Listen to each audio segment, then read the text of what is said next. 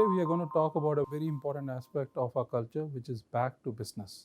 And with me is Deepti, who spent 14 years in Cisco. My first question to you is, when you came back 3 years back after your second stint, did you find any difference? Yes, a lot. There was a lot of changes within the team. The teams had moved on to newer technologies. There was a management change.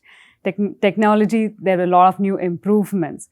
So it was like there, right on the face, there were a lot of things that I had to look up and see what is it that's new, what is it that's different from where I had left. In terms of adjusting to the work back again, how easy or difficult was that? It did take quite some time. You're moving from your home culture to the office culture.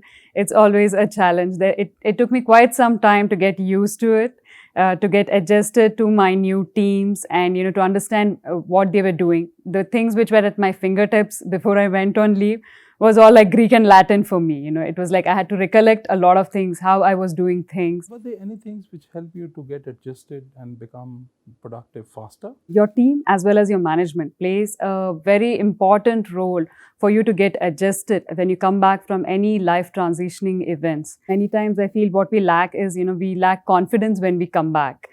So if a small thing, a small introduction to the team, somebody recognizing you or remembering you, oh, I know you were doing this project earlier, things like that help you boost your confidence.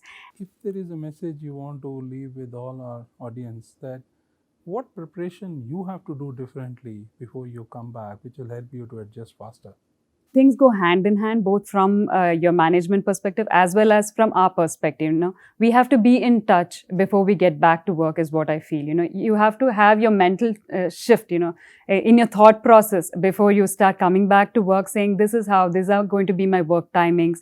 What are the adjustments I have to do back at home if I have to leave my home at this time? If I'm coming back at this time, what are the adjustments I need to do at my personal space is one part of it. And the other part, being in touch with your leaders during this period of time, saying, I need this kind of an help.